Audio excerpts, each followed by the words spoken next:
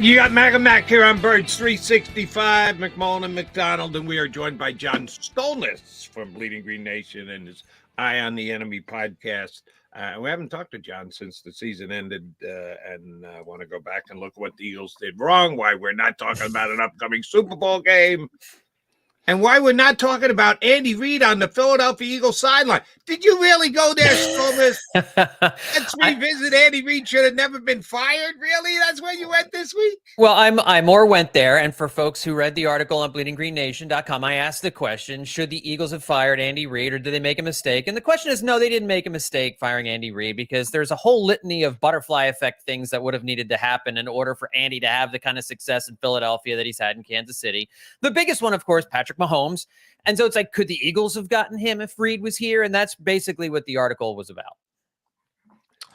Yeah. I don't, it was interesting. Alex Smith did an interview somewhere, guys, where he had mentioned Brett Veach, who's the Chiefs GM, and Andy. They had their eyes on Patrick Mahomes from when he was a freshman at Texas Tech. Mm-hmm. So it was a long time in the coming. So you never know. They could have, I think people forget, like the Chiefs were lambasted at the time for trading up as high as they did for Patrick Mahomes.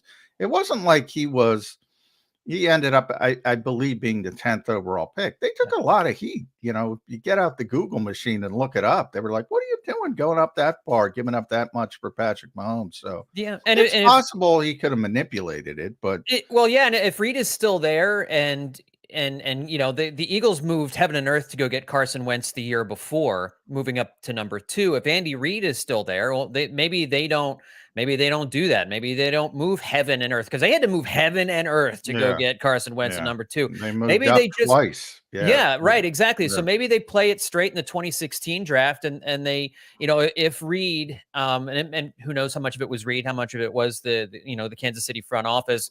They really had their hearts set on Patrick Mahomes. Maybe they are targeting 2017 for that guy, and maybe he's in Philadelphia.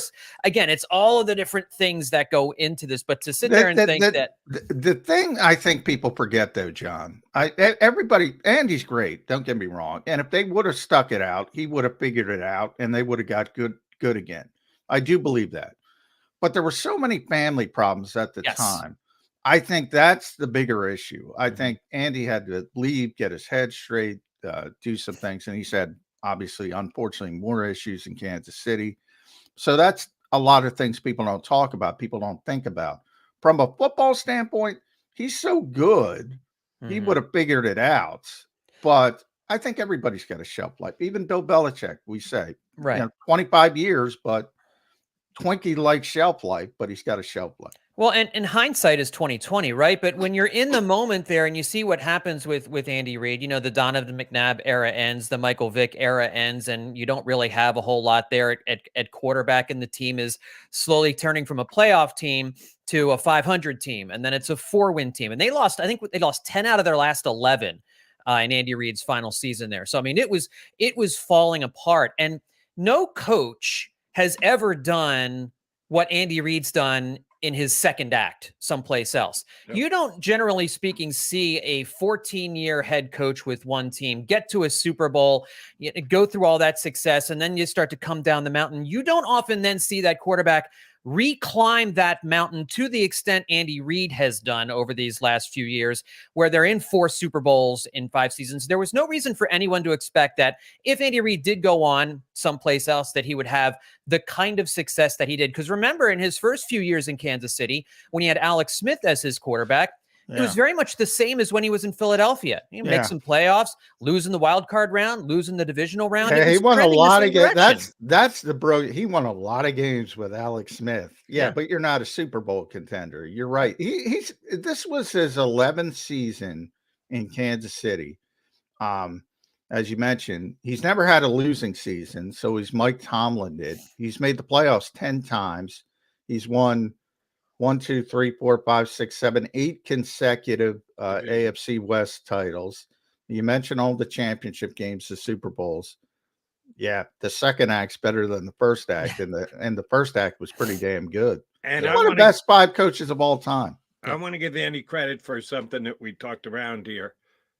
at the time, people go, well, Alex Smith makes the playoffs every year. Why the hell do you need to trade up Yeah. to take a quarterback when you got a quarterback who makes the playoffs every single year? Not only did he do that, but then he stuck him on the bench for a year and said, yeah, but I'm going to get this kid up to speed the way I want to get him up to speed. And so you get aggressive to move up and trade for him and then sit him down. Yeah. And it couldn't have worked out more perfectly. So all the credit in the world for Andy Reid and what he's doing. Is he going to do it again come next Sunday? They're underdogs again. People, well, here in Philadelphia, you know, but I guarantee you nationally, people forget. Eagles were favorite in the game last year. The Chiefs were not the favorite. The Eagles are a 1.5 favorite at kickoff. And as of right now, it looks like pretty much the exact same line, 1.5, 2. 49ers are favored. Are they just relishing the underdog role? They've done it a couple of times now on this little playoff run. Is Kansas City once again going to be up there on the podium come next Sunday? You know, it's funny. Vegas has Kansas City as the underdog, but if you're looking at expert picks, at least the early ones so far, I think the vast majority of experts are picking Kansas City to win this football game. And there's a couple different reasons why. It's been almost 30 years since the 49ers have won a Super Bowl. I had forgotten the Cowboys have won a Super Bowl more recently than the San Francisco 49ers, which is kind of crazy to think about given the success the 49ers have had and the way the Cowboys have been pretty mediocre for a lot of that time. But if you're looking at I look at the quarterbacks, Brock Purdy's had a very good season.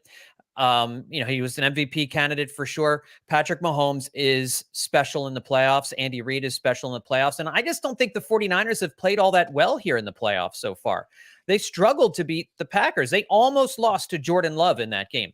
They should have lost to the Lions. I mean, if any one of the things that went wrong in the second half for Detroit doesn't go wrong, the Lions probably pull that game out. So it took a catastrophic amount of mistakes, both from the coach and from the players and execution and everything like that for the 49ers to survive that NFC championship game. So I see them going into Sunday. I think it's going to be a close game. Obviously, the 49ers are a very talented roster.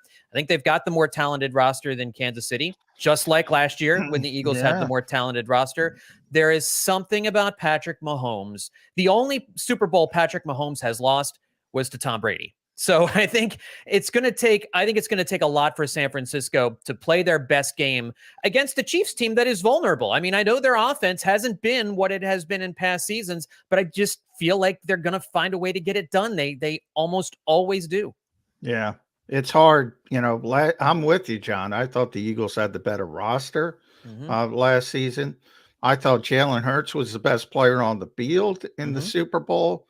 The Eagles had the 10-point lead, and they didn't finish the deal. And this time, I think. Remember, we thought Mahomes was hurt. Remember going into halftime, he looked like he was hobbling off the field. That was. And San Francisco, I'm the same way. They have the better roster. They have more good players, but boy, I can't. It's early, and maybe somebody can change my mind, but I can't pick against this quarterback and this coach in that spot. Yeah. They've won 6 consecutive playoff games now since losing the AFC Championship game against Joe Burrow a couple years ago. It's an amazing run. And Jody always says, why is Travis Kelce always open? Giving Kay Adams a lot of play this morning, and Kay does a great job. So she had Luke Kuechly on. He says nothing he does is on script. Holmes and Kelce have sort of this mind meld going and you saw it with the play over the middle in the AFC Championship game. I mean, you shouldn't make that play. And you saw it last year in the Super Bowl when everybody's crapping on Jonathan Gannon and the scheming of Andy Reid and this and that. It comes out, the NFL Films broadcast, they got Patrick Mahomes mic'd up. They lined up wrong. And Patrick Mahomes said, all right, you go there, and they run the play and they win the game, essentially. It's amazing.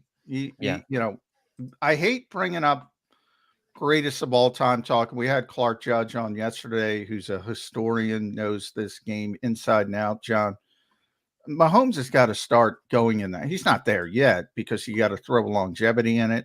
Right. But he's in the conversation already. And this is his 6 years of start. He's made the championship game at least every single season. It's Yeah. amazing. I remember back when Joe Montana was dominating the 80s, we thought, going to 4 Super Bowls over the course of, what was it, 11 years or whatever it was amazing and would never be topped or anything like that. I can't believe we're moving on from Tom Brady and the Patriots right to another dynasty that is comparable, and may, at the end of it, who knows how long this goes on for. It's hard to imagine it'll have as much longevity as Brady and the Patriots did, that Mahomes will be as good for as long as Brady was, because we've never seen anyone like Brady before.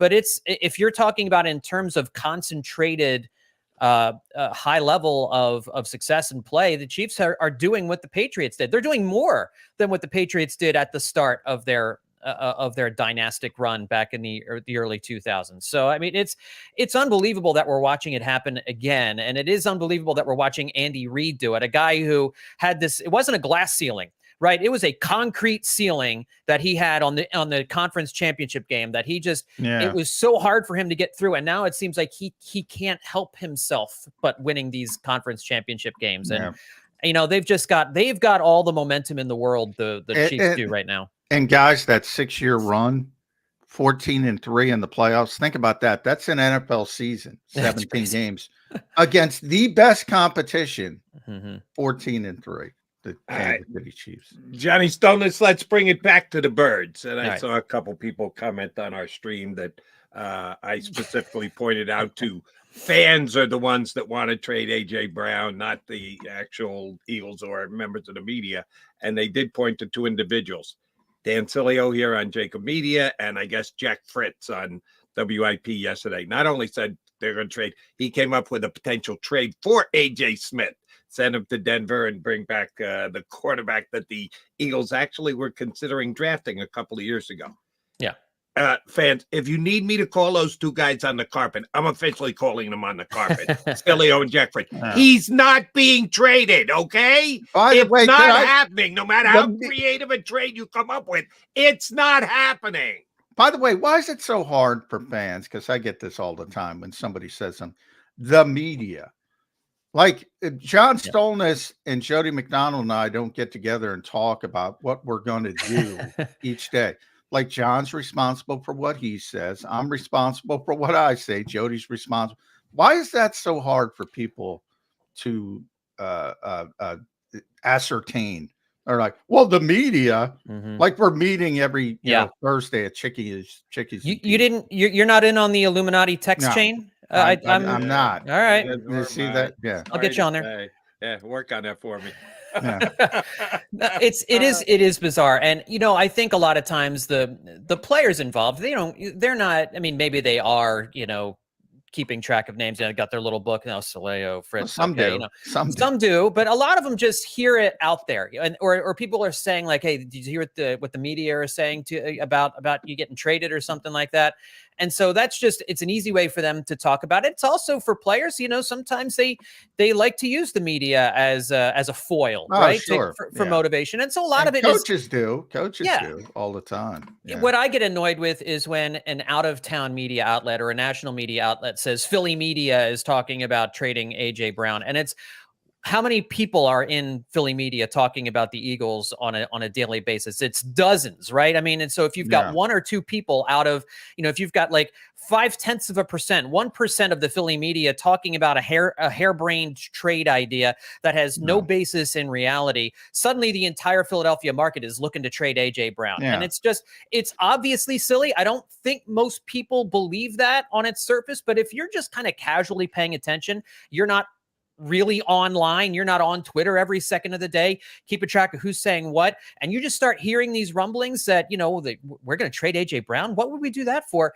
It can be a little bit disconcerting. There's levels of engagement that some fans have that others don't. And that's where it all gets kind of melded together. And by the way, if you're a talk show host and you bring up something to talk about on the radio, but the people who cover the team on a daily basis say, yeah, that's not possible. I mean, 29 million cap hit, 40, so you can say whatever you want to say and you can have your opinion. It just doesn't fit where the Eagles are with A.J. Brown. Now, next season, we might be having a different conversation. Right. But, Jody brought up Dave Zangaro, covers the team on a daily basis. I put it out there, covered the team on a daily basis. Those people know, well, yeah, they love Patrick Surtain. That part's true. They wanted to draft him. They were kicking tires on him at the trade deadline, seeing if Denver would go that direction. They love the players, so some of the pieces fit. And but when you look at the reality, $29 million against the cap, $41.3 million in dead money, the timing, yeah, it just doesn't work out. Well, and I even if you throw all that aside, which I mean you can do if you're just playing fantasy football, but when you have to think about real trades, this is an offensive league. Like, why would you trade one of the 5 best wide receivers for one of the 5 best cornerbacks? Like, I know this team needs help on defense, right? I get it. And I get that A.J. Brown would probably also bring in some draft picks on top of that. This team's track record on the draft is spotty. They've had some hits, they've had some misses, and there's still a lot of big question marks from some of these recent drafts. So, I mean, A.J. Brown is a top 5 wide receiver. I shudder to think what this offense would look like without him in there. We've already seen it. Yeah, we've awful. already seen it. Yeah. So that's the other part of it. I ended I said, John, on the plus side, and by the way, there's always one guy who didn't get it. I said on the plus side, you're also losing your best pure football player. So go trade him. And sure enough, there was one guy who didn't get the sarcasm. Well, so the other thing too is people think Brown is some clubhouse cancer. That's the other thing I'm seeing. He's killing the locker room. He's doing this. And listen, I'm not in the locker room, but everything you hear is that he's not exact that guy. opposite. He's exact opposite. Yeah, exactly. So it's just stop. Let me ask you about another guy who was quoted yesterday on his New Heights podcast, big media personality. That would be the Eagles starting center. And I say the Eagles starting center because, you take stances when you're doing it here on JAKIB Media. I'm doing it on WIP. You're doing it on Bleeding Green. John's doing it on SI. We take stances. My stance is Jason Kelce is going to be back for another year. Do I know this? No. Pure speculation on Jody McDonald's part. But I'm reading the tea leaves, and I think the guy's coming back. And if he is coming back, he took his coaches back big time yesterday. Yeah. There's one thing endorsing a guy and saying good. I just thought that Jason was really going above and beyond to say how good a job Nick Sirianni has done to this point. Maybe the best coach he's ever played for and relating to players and the like. Again, I look at it through the eyes of, and Jason's coming back. He may not come back. And if he doesn't, then he sure as hell didn't have to go as hard as he did to back Sirianni. Right. What did you make both in the moment and looking forward of Jason Kelce going out of his way to tell us how good a coach Nick Sirianni has been and will be going forward?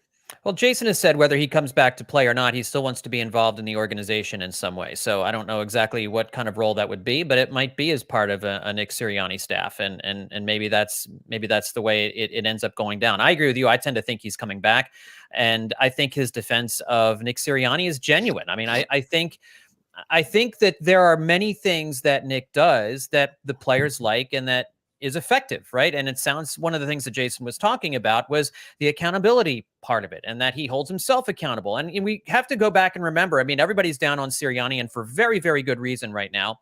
But the man demoted himself in his first season, taking play calling duties away from him, taking something out of his coaching tool belt in order to benefit the team. I think that went a long way in the locker room.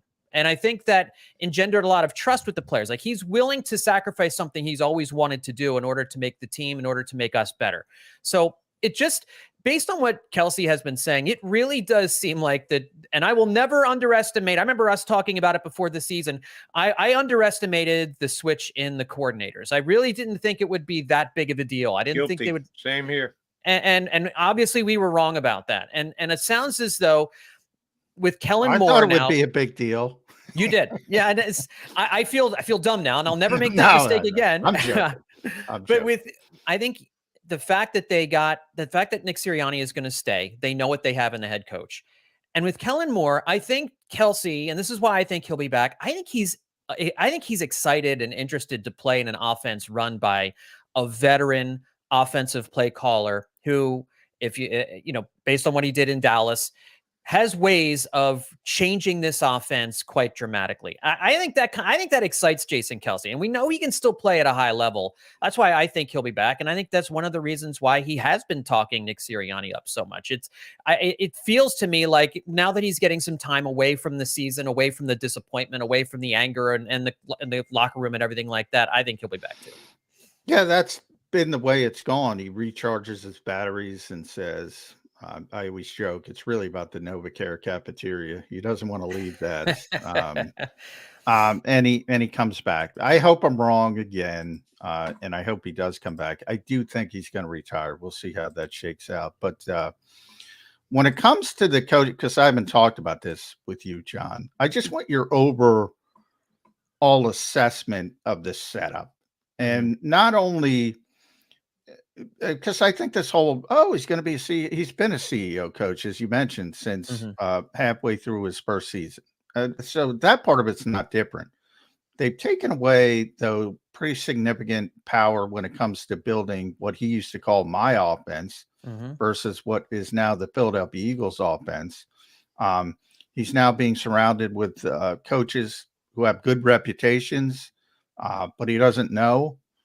So there's not that loyalty aspect of it. I've criticized Jeffrey Lurie on two fronts. I shame on Jeffrey Lurie for not understanding that a first-time offensive coordinator would have some hiccups, and a young defensive coordinator's only done it for 1 year, would have some hiccups. But your overall assessment of everything, the setup, what they put, the position they put Nick Sirianni on, and can it be tenable moving forward? I thought Bleeding Green Nation's Joe Santaliquito had an interesting article a couple of weeks ago when he was talking about Hurts and some of the other issues with the coaching staff. And he was saying insiders were essentially telling him, and you could see this in training camp, was that Sirianni had to do way more coaching of the coaches in training camp than he had to do previous to that. Brian Johnson and Sean Desai needed more handholding. They needed a lot more coaching from Nick Sirianni if the reporting is to be believed. And based on what we saw during the course of the season, I can believe that. That makes a lot of sense to me. And so I think Sirianni took the deal that Doug Peterson didn't want to take a few years ago, right? He said, we're gonna put in experienced guys at offensive coordinator and defensive coordinator. It's not your offense anymore. Your offense isn't working, but you can still oversee everything. I don't know what Sirianni is going to do this year. And I do think I think this is I don't know. It's not for sure a lame duck scenario, because if they play well this year, if they get to the NFC Championship game, they, win a playoff game or two here and there, Nick Sirianni's not going anywhere unless there's some locker room thing that happens that we can't anticipate right now. But if things go sour, he's gone. I mean, he's run out of wiggle room. He's gone if things don't go well this year. So it's kind of a 1-year trial to see if Nick Sirianni, as the CEO head coach, who's going to be in charge of vibes. I don't know. He's going to be in charge of connection, getting the players rowing in the same direction, motivation, in-game decisions. I think the Eagles, he does do some things well with going for it on fourth down. You look at the metrics on that. There's some moments we disagree with for sure with Nick Sirianni, but overall, I think he's aggressive when he needs to be. So he does some things well. I'm just not sure it's enough that he would be a head coach over two experienced coordinators. So I don't know how this is all going to work out. It really is going to depend on whether or not what the players are saying in the public about their faith and trust in Nick Sirianni is true or not. Whether they're just telling us what we want to hear. They don't want to throw a good guy under the bus. I don't know. It's going to play out here in 2024. It seems it's just there have been CEO head coaches that work, and there have been some that haven't. I hope that he is a John Harbaugh, and I hope that he's not the name of the Cowboys' former head coach flew out. Jason Garrett. Jason Garrett. Thank you. I hope that's what it reminds me of, because Jerry Jones took Jason Garrett's power away. It was his offense and said, guess what? You can't run the offense. That's the closest template to what they've done to Nick Sirianni. On paper, it doesn't look good. And the ironic thing about that is, who did they hand the power to when they took it away from Jason Garrett? Kellen Moore. Kellen Moore. Mhm. And who are the Eagles? They're handing it to Kellen Moore. Kellen is the replacement for the neutered head coach. All right. If we can all agree that the offense went backwards this year and Brian Johnson played a hand in on it, how much he did, I know there's room to debate. The word that Sirianni leaned on a lot was the meshing of the new offense while still keeping in place the things that did work for him the last 3 years. We'll all decide whether the meshing works or not. How much do you put on the Brian Johnson's plate? Was he asked to do too much? Did we overstate the connection between he and Jalen Hurts? Like John said, first-year guys, growing pains, how much do you have to factor that in? Brian Johnson was fired after 1 year. Rightfully so, overreaction, couldn't have gotten him out of there any faster than they did. What was your read on Brian Johnson's 1 year as Eagle coordinator? It just didn't work. It's again, I don't know exactly where the breakdown occurred. I thought Brian Johnson, having been the quarterback's coach, having been intimately involved in the offense the last couple of years, I thought he'd be able to slide into that play calling job, the offensive coordinator job, smoother than it appears that he did.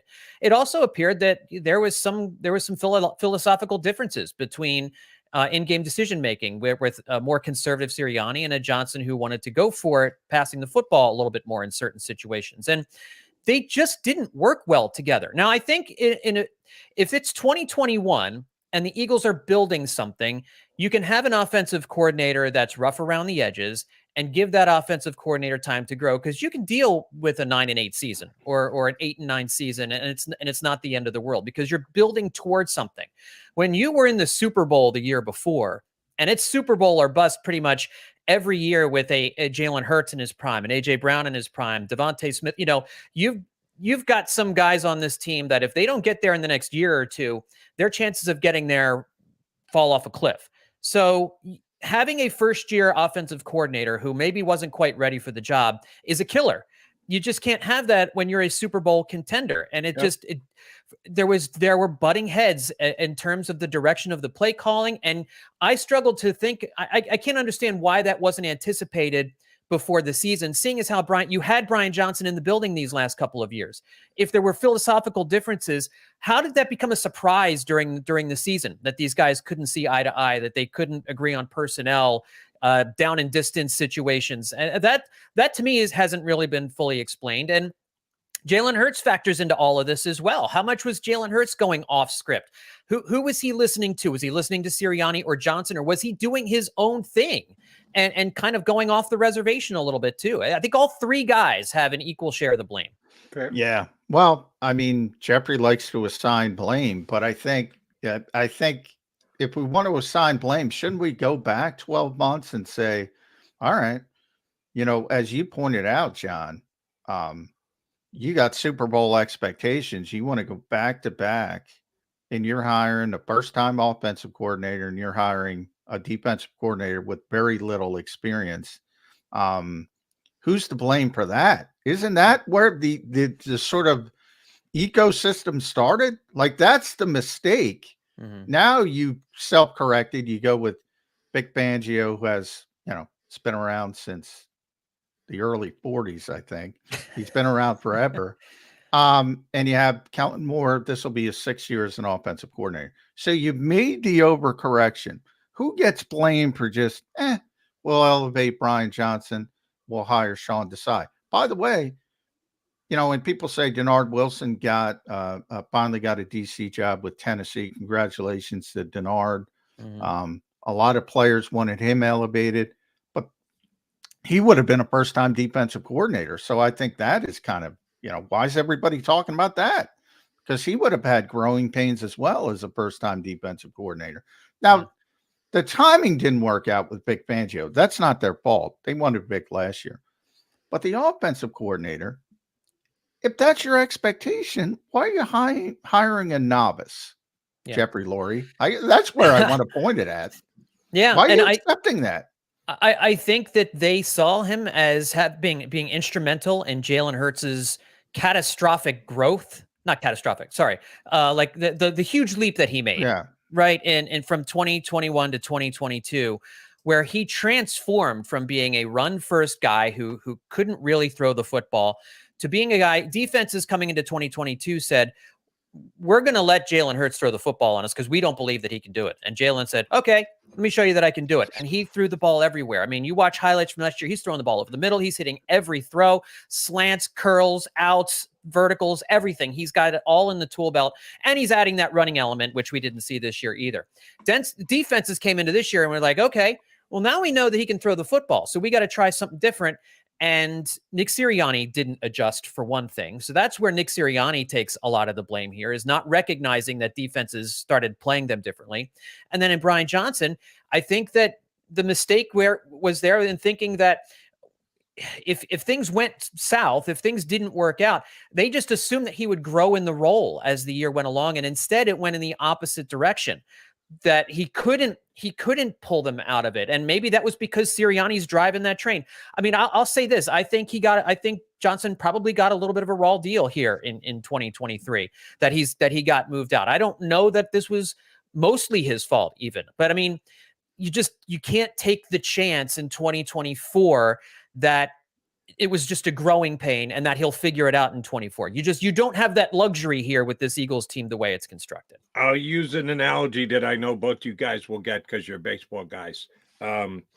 You call a hot prospect up from the minors. Mm-hmm. He's a pretty high draft pick. He's putting up killer numbers in the minor league. Not only do you call him up to the big leagues, but you put him into the number 5 slot in the order and you play him every day.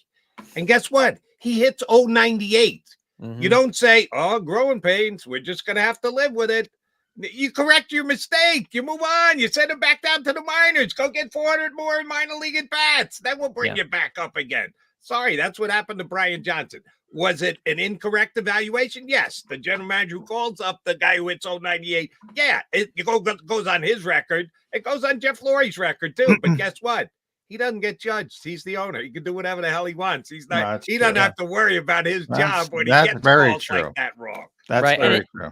And in the NFL, you can't send your offensive coordinator down to the minors and make him the quarterback coach again. You know, send him off to greener pastures elsewhere. Good luck with that. All right.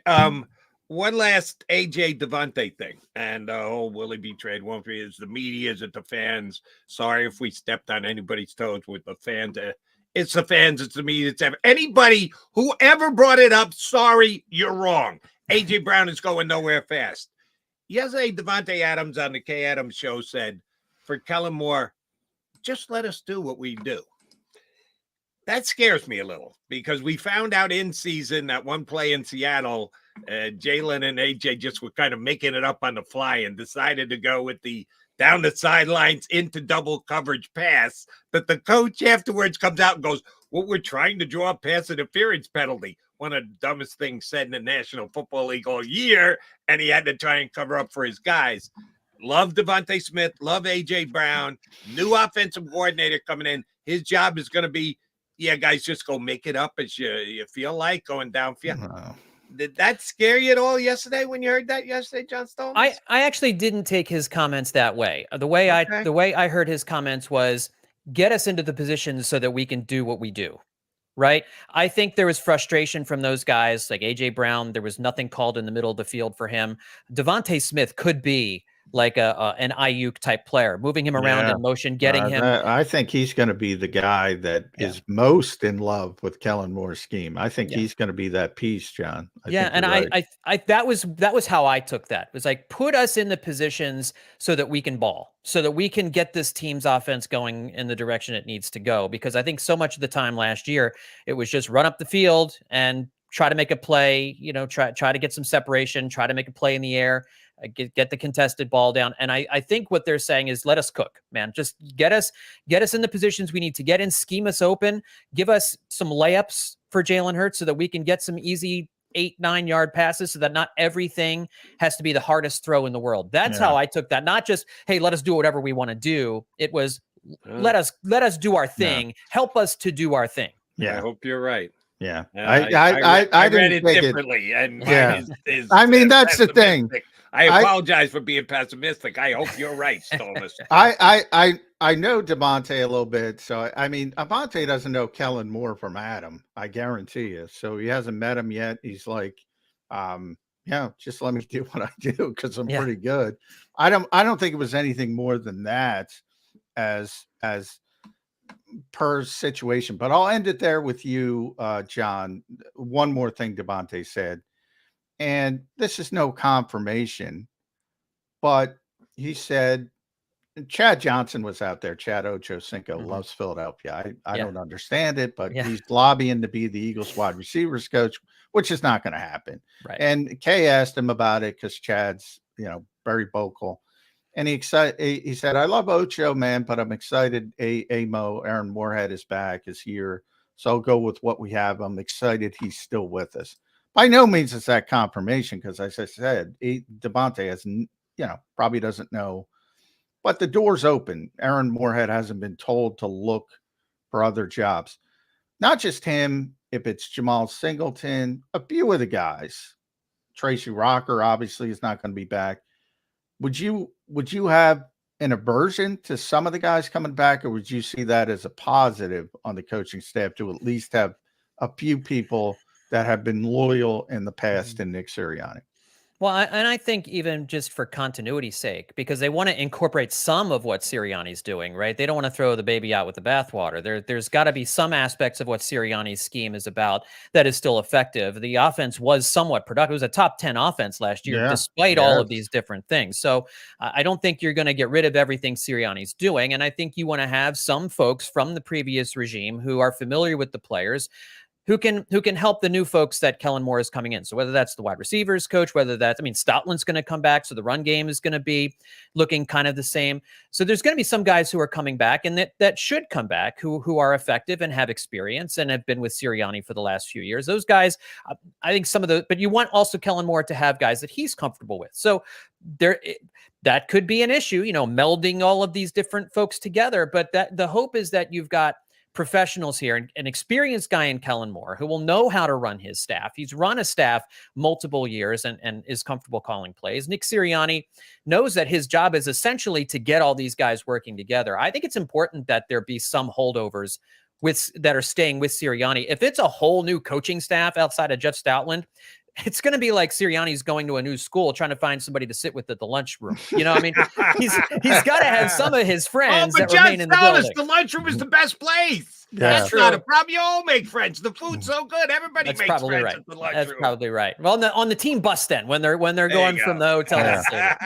Nick's got to sit by himself on the team bus. Yeah, he's just on his phone. That's never a good sign. All right, Stolnis, last question. And again, I apologize. Somebody's going to kill me here on the stream. It's Birds 365. What the hell are you doing to ask about the Phillies? I know you know the Phillies inside and out. Under or over at bats for Johan Rojas in the big leagues this year, 325.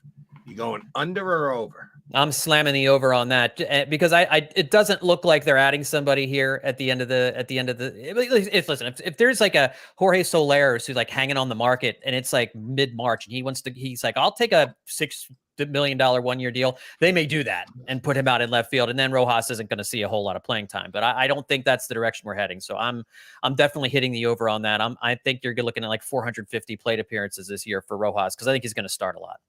Yeah, and I think he starts opening day, which some people say, oh, he's going to be in AAA and he's going to have to win his way back up. Yeah, what happens when he hits 320 in spring training? He's going to be their opening day center fielder. Right. You and I are on the same place. Glad to hear that. We love having you on whenever you jump in, Johnny Stolnis. We'll get you back up in a couple of weeks. Thanks for doing it today. Absolutely. Anytime, guys. Thanks, Sean. Read him on Bleeding Green Nation. Make sure you catch his podcast, Eye on the Enemy. That's on the football side. You can certainly check out his Hitting Season podcast as well. Johnny Stolnis, good football and baseball guy. We love talking birds with him on Birds 365. All right, McDonald and McMullen coming back. Still got an hour left to play, right at the top of the hour. Well, what do you know? We'll be hanging out with you. All right, hold on. I got to get this before we go to break. Ladies and gentlemen, thank you very much for tuning in, Birds fans. Here's your chance to save up to 40% on your car insurance right now from one of JAKIB Sports' great partners. Here's what you can do. Call managing partner, either Jim or Fran, and tell them you are a friend of JAKIB Sports and Birds 365.